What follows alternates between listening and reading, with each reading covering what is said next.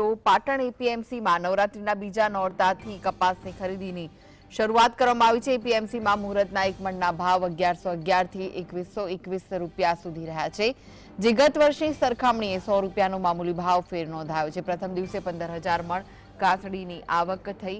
જિલ્લામાં કુલ 43,346 hectare BT કપાસનું વાવેતર થયું છે, જેમાં 21,450 હેક્ટર બિનપિયત અને 21,896 હેક્ટર પિયત વિસ્તારમાં વાવેતર થયું છે। બીજી તરફ ભારે વરસાદને લઈને સાંતલપુર, રાધનપુર અને સમીમાં 1150 હેક્ટરમાં થયેલા વાવેતરમાંથી 80% પાક નિષ્ફળ રહ્યો છે। છેલ્લા 5 વર્ષમાં ખેડૂતોને કોઈ નોંધપાત્ર ફાયદો થયો નથી, કારણ કે ભાવ ઘટ્યા છે, જ્યારે વાવેતર, ખાતર અને મજૂરીના ખર્ચમાં તોતિંગ વધારો થયો છે।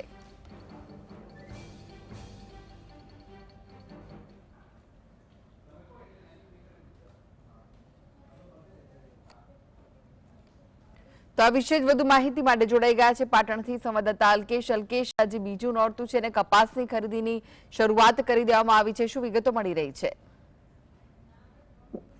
કૃષ્ણા, ચોમાસું વાવેતર હવે પૂર્ણ થઈ ગયું છે। જો કે પાટણ જિલ્લાની વાત કરીએ તો પાટણ જિલ્લામાં ભૌગોલિક સ્થિતિને કારણે જે ચોમાસું વાવેતરમાં બીટી કપાસનું વાવેતર થયું છે, એમાં રાધનપુર સાંતલપુર પંથકમાં ચોક્કસ નુકસાન થયું છે, કારણ કે ત્યાં 1,196 હેક્ટરમાં વાવેતર થયું, લગભગ 80% વાવેતર નાશ થયો છે। તો બીજી બાજુ કહીએ પાટણ, સિદ્ધપુર, સરસ્વતી તાલુકાના જે હેક્ટરમાં વાવેતર થયું છે, એમાં પિયત અને બિન પિયત બે વિસ્તારમાં મળીને કુલ 43,346 હેક્ટરમાં વાવેતર થયું છે। અને હવે જયારે એ કપાસ માર્કેટમાં આવે છે, ત્યારે જે ભાવ પડ્યા છે મુહૂર્તના સોદાના, એ અત્યારે હાલ 1100 થી 2100 સુધી પડ્યા, પરંતુ આજે ભાવ પાછા થોડા તૂટ્યા છે અને 1500 આવ્યા છે। એટલે જે કપાસના ભાવ છે એ ફ્લક્ચ્યુએશન રહેતી હોય છે। આવક જાવકમાં હજુ જોઈએ એવી શરૂઆત છે, કારણ કે જે કપાસ અત્યારે આવે છે એમાં ગાંઠો છે, એટલે જે કપાસનો ભાવ જે અત્યારે ખેડૂતોને નથી આગળ વધી શકવાનો ભાવ, એ અત્યારે કાઢી શકે છે।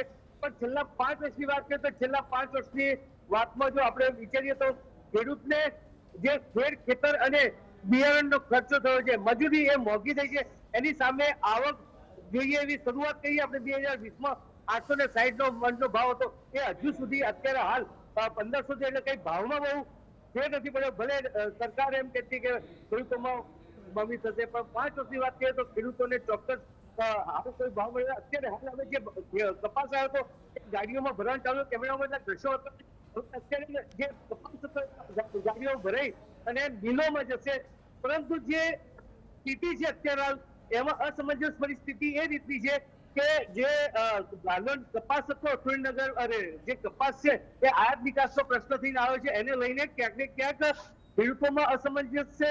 હાલ અત્યારે જે વાવેતરની વાત કરીએ તો જે પિયત વાળા વિસ્તારમાં 1,896 હેક્ટર, એટલે કે પાટણ, સિદ્ધપુર અને ચાણસ્મા પંથકમાં પિયત વાળો વિસ્તાર કે એમાં થયું છે વાવેતર, અને ધીરે ધીરે કપાસ હવે બહાર આવી રહ્યો છે અને દિવાળી પહેલા લગભગ કપાસનું જે વાવેતર થયેલું છે એનો લણવાની શરૂઆત થશે અને બહાર આવશે, ત્યારે ભાવમાં કેવો વધઘટ જરૂર, જે કહેવાય કે ખેડૂતને માટે તો જે મહેનત કરી છે એના પ્રમાણે પૂરતા ભાવ નથી મળતા। જી કૃષ્ણા।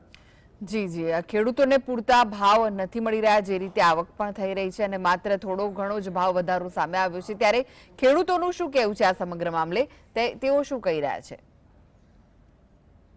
ખેડૂતોનું એક જ છે કે જ્યારે અમે શરૂઆત કરીએ છીએ ત્યારે અમને જે ખેતર અને મજૂરીના ભાવ છે એ પૂરતા પ્રમાણમાં જે ભાવ વધારો છે એને કારણે અમે જે એક વીઘે જે વાવતા હોઈએ છીએ એમાં અમને ખૂબ જ મોટું નુકસાન પડતું હોય છે। જ્યારે માર્કેટમાં અમે એને વેચવા લઈને આવીએ છીએ ત્યારે પણ જો એવા ભાવ મળતા નથી। આમ ખેડૂતો હવે ઘણી વખત એવું કહે છે કે અમારે મીડિયા આગળ આવીને વાત શું કરી કે ભાવ જ મળતા નથી, તમે અમારી વાચા આપો છો, સરકાર સમક્ષ બધું કર્યું, પણ ખેડૂતોનું એવું કહેવું છે કે અમને અત્યારે હાલ જે એક બાજુ જે ખાતર છે એના ભાવ વધી ગયા હોય છે, ખેતરના ખાતરનો ભાવ વધી ગયા હોય છે, સાથે સાથે જે નેનો બોટલ આપવામાં આવે છે, આમ દરેક રીતે ખેડૂતને મોટા ભાગે નુકસાનો જ હોય છે, એમની મહેનતનું જોઈએ એવું મળતું નથી, અને સાથે સાથે કુદરતની આસમાની જે સુલતાની વરસતી હોય છે એમાં ક્યાંક ને ક્યાંક નુકસાન થતું હોય છે, એટલે ખેડૂતને માટે તો મહેનત કરવામાં એમને પૂરતી સફળતા મળતી નથી। જી કૃષ્ણા।